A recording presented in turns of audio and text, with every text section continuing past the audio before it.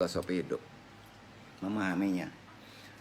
Entah apapun itu filosofi hidup yang mereka miliki, berdasarkan kajian ini kan filosofi hidup dan hakikat hidup ya. Yang kita miliki akan tetapi dapat dipastikan bahwa ya setiap manusia punya filosofi hidup, hanya saja persoalannya ada manusia tersebut menyadari atau tidak menyadarinya. Ya. Sebetulnya dia tidak kadang-kadang nggak sadar sebenarnya dia punya filosofi hidup. Hidupmu bagaimana dirimu sendiri. Kenapa demikian? Hidupmu bagaimana dirimu sendiri. Kenapa kok demikian? Pada hakikatnya hidup kita yang mengetahui kan? Kita yang mengetahui. Tentunya yang hidup kita yang mengetahui kan? Nah sekarang kenapa Anda belum juga berkeluarga padahal umur sudah tinggi? Anda sendiri yang mengetahui hakikatnya. Ya, betul kan? Nah. Jadi kita sendiri yang takut. Apakah itu kita ini belum berani? Apakah belum siap? Kita sendiri yang tahu. Arti kata kita sadar tidak menyadari, kita memahami filosofi hidup kita. Ya. Jadi pada hakikatnya hidup kita yang mengetahui adalah diri kita, bukan orang lain. Ya, bukan orang lain. Orang lain hanya mempengaruhi diri kita ataupun sebaliknya. Orang lain itu gurumu, bapakmu, ya. Hanya mempengaruhi diri kita atau kita mempengaruhinya. Betul kan? Nah. Sehingga sebisa mungkin filosofi hidup yang kita jadikan sebagai pijakan adalah kan hanya kita yang mengetahui. Gimana Pak? Nggak perlu ribet bro. Nah, kita aja yang mengetahui. Nggak perlu ribet. Kalau gitu jangan dengerin omongan kandung. Bukan begitu masalahnya. Ya, hidup jangan ribet. Ya. Ribet ini karena sering nggak pakai filosofi hidup kita. Boleh dikata nggak punya prinsip nggak? Ya, umpamanya musim bacan pakai bacan. Ya, musim combong pakai combong. Betul. Umpamanya kalau istilah batu ke batu lagi. Jadi gitulah kan gampang iktibarnya gitu. Jadi hanya saja kan Andung sebut tadi persoalan manusia sering menyadari atau tidak menyadarinya. Ya. Jadi sebisa mungkin filosofi hidup itu kita jadikan sebagai pijakan, nggak perlu ribet. Misalnya gini yang paling mudah Pak, tidak dihormati juga tidak masalah. Ya, nggak perlu buat jadi masalah. Nah, fenomena yang terjadi di tengah masyarakat kita sekarang, sebenarnya kita kan gila hormat Pak, setuju nggak? Ya. Fenomenanya begitu, sering jadi masalah itu. Bahwa seseorang ingin sekali dihormati atau bahkan ada yang gila terhadap hormat dari orang lain. Ini yang unik, ya. Dan akhirnya ketika suatu saat kita tidak dihormati, kemudian kita merasa marah, kecewa dengan orang tersebut. Walau sebenarnya dia harus dinasehati. Okay. Anehnya pula ada orang yang gila hormat. Umumnya kalau gila hormat nih ya, kalau gila hormat kita perhatikan secara kejiwaannya. Gampang menasehati, nggak mau dinasehati. Perhatikan tuh, rata-rata tuh. Dan itu banyak terjadi. Tapi ini jangan kebangetan. Karena Islam itu nasihat. Ya. Nah. Sehingga sering sekali timbul kekecewaan terhadap orang lain. Yang diri sendiri nggak mau sedikit pun dikecewakan kan. Akan tetapi ketika kita tidak perlu berharap untuk dihormati orang, maka kita tidak akan merasa kecewa Pak. Ya. Dengan sikap orang tersebut. Maka prinsip itu ditanam. Tanam itu. Tidak dihormati kan nggak masalah. Ya. Nggak masalah kan? Betul kan? Maka kalau kita punya prinsip begitu, nggak akan kecewa, nggak akan marah kalau kita tidak dihormati. Gitu. Jadi pada prinsipnya adalah yang perlu kita lakukan, hormati orang lain dan jangan berharap untuk dihormati. Dengan begitu hidup kita akan jauh lebih santai, tenang. Hormati aja orang lain. Karena itu sifat manusia adalah perlu pujian. Itu makanan jiwa, ya kan?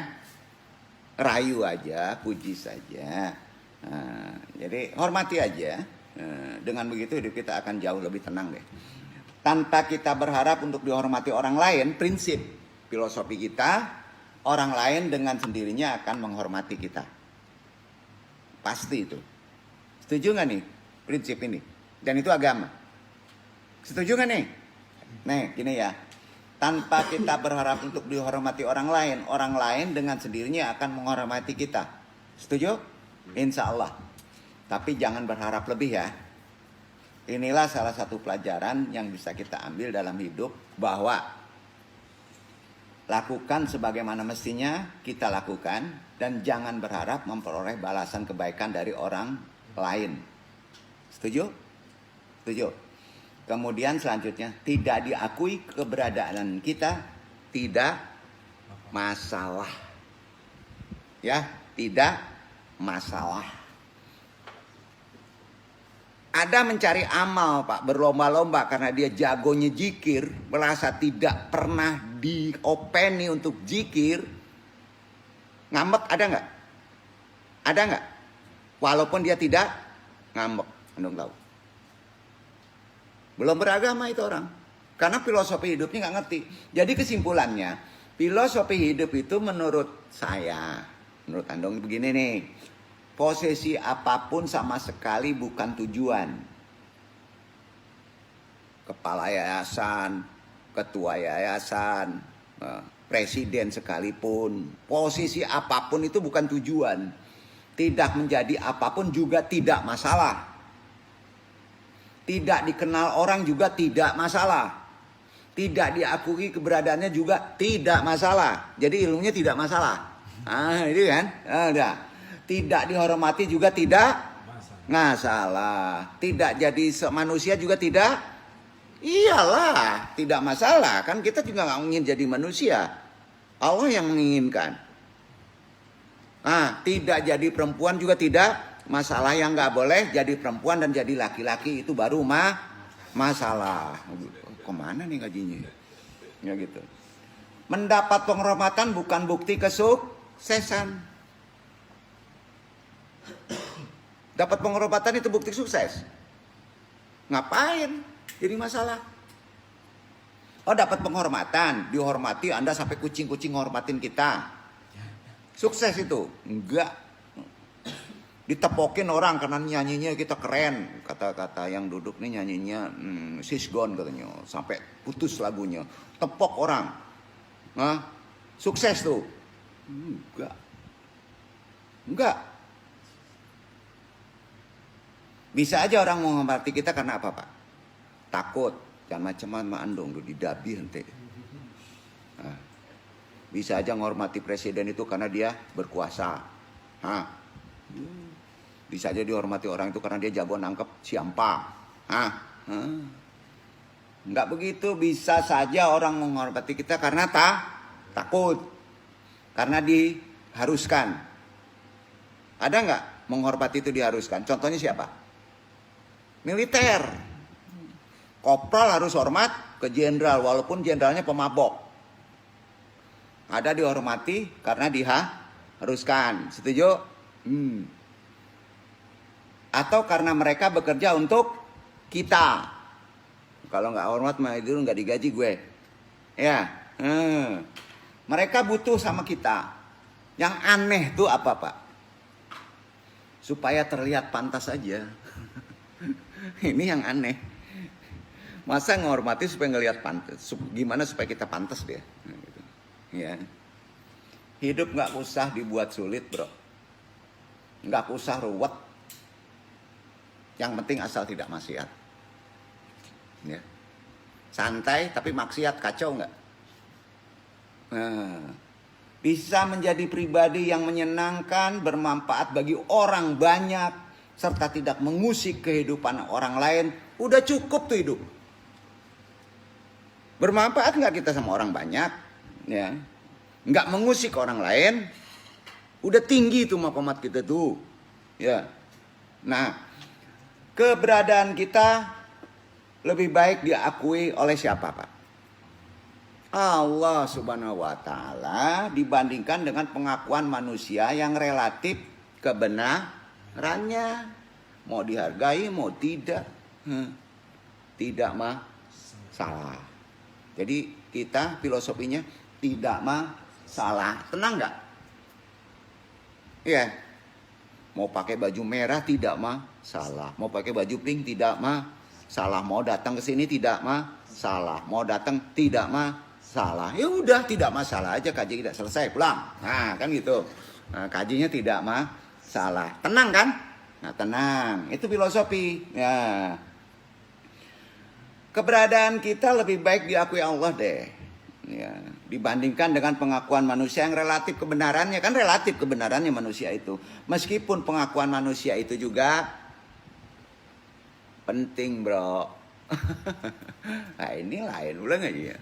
Penting juga diakui oleh manusia, namun yang lebih penting adalah pengakuan Rabb Allah Subhanahu wa Ta'ala, bahwa keberadaan kita sebagai manusia yang beriman, bertakwa adalah indikator bahwa seseorang memperoleh pengakuan dari Allah Subhanahu wa Ta'ala terhadap dirinya. Ya, indikator.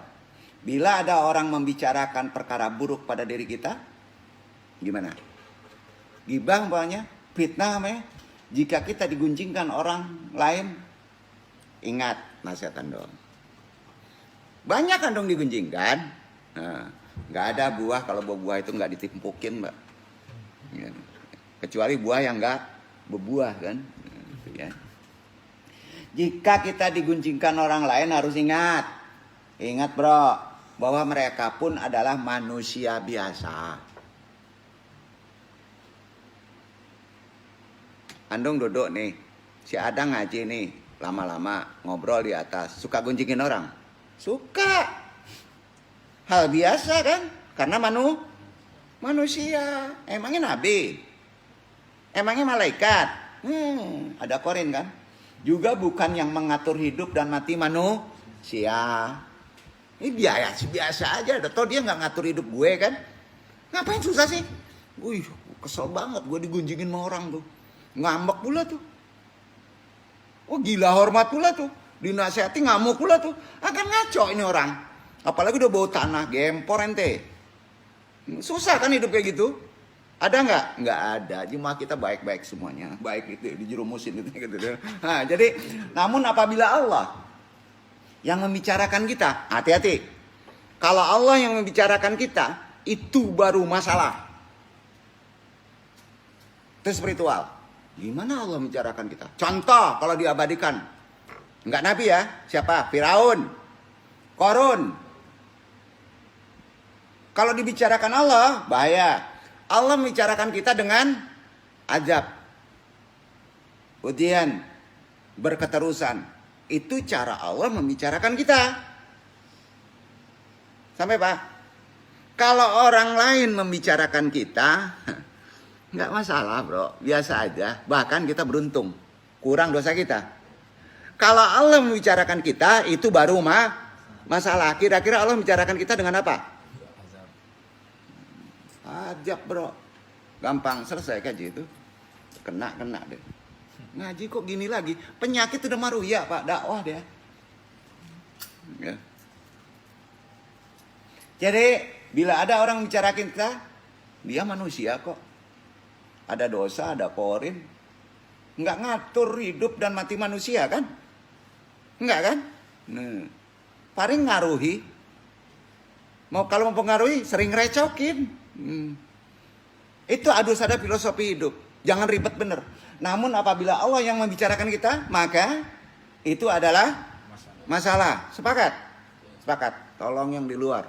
Kalau Allah membicarakan kita, berarti itu masalah. Allah membicarakan kita adalah apa Pak? Ujian, penyakit, masalah, mengeluh. Itu Allah membicarakan kita. Setuju? Tuh. Firaun, Korun. Lain halnya Nabi Rasul kan dibicarakan Allah. Nah, bukan nabi dan rasul, seumpama Luqman, Maryam, itu pun biasanya terkait dengan tarbiyah, kenabian dan rasul, beda ya. Dan ingat, ini menjadi abadi loh. Kalau kita nggak tahu ilmunya, pengertiannya bisa sepanjang hidup loh. Kalau Allah sudah bicarakan kita, bisa jadi abadi loh. Qarun, Fir'aun abadi nggak? Nah tuh, hati-hati Pak. Jadi gini, mereka itu siapa? Ya orang. Lah iya orang ya. Orang. Orang itu bukan yang mengatur hidup kita kan? Bukan. Masa orang ngatur hidup kita? Emak babe kita yang ngatur hidup kita? Enggak. Sifat kita dengan sifat dia beda. Nasihat ambil yang positifnya. Kadang kalian nggak bisa diambil positifnya. Karena alur jalannya beda. Di sini perlunya pemahaman spiritual. Makanya orang itu bukan yang mengatur hidup kita, bukan yang mengatur mati kita. Bukan kan? Ya, makanya tidak masalah. Kalau yang ngomongin saya Allah, baru salah. Aduh, gimana ngaji nih? Paham ya? Nah, deh. Gini. Jadi jika hidup kita digunjingkan orang lain supaya tak sakit hati, caranya adalah renungin aja bahwa kita tidak membutuhkan mereka yang selalu melakukan gibah. Betul kan? Nah, sudah itu. Tapi yang kita butuhkan adalah rahmat dari Allah Subhanahu wa Ta'ala. Yang gibah bodoh teh, yang gibah seorang. Alhamdulillah, makasih Bang Gibah. Dosa gua kurang. Gitu, syukuri. Makanya tidak masalah digunjingkan orang. Bahkan menguntungkan. Kalau sedang diomongin orang, ingat aja kalau mereka juga manusia. Kan enggak embek. Enggak kan? Manusia yang hidupnya bergantung pada Allah, ya kan? Kamu juga bergantung kepada Allah. Makanya mudah ngapalin ayat Qul huwallahu shomad. Tiap hari nggak pernah tinggal ya. Karena hidup kita selalu bergantung kepada Qul huwallahu shomad. Sama-sama tidak jelasnya kok susah sih. Kan sama-sama nggak jelasnya ya. Ngapain pengaruh ya? Sepinter apapun juga sama-sama nggak jelasnya kok susah sih. Gampang hidup. Kan udah selesai ya. Ya besok nggak usah datang nanya ke atas, nggak usah. Sama-sama nggak jelasnya kok jadi susah nih, aneh. Yang jelas itu Quran. Nggak ngerti Quran baru tanya, gitu kan? Itu aja. Nih nggak datang sama-sama nggak jelasnya jadi susah.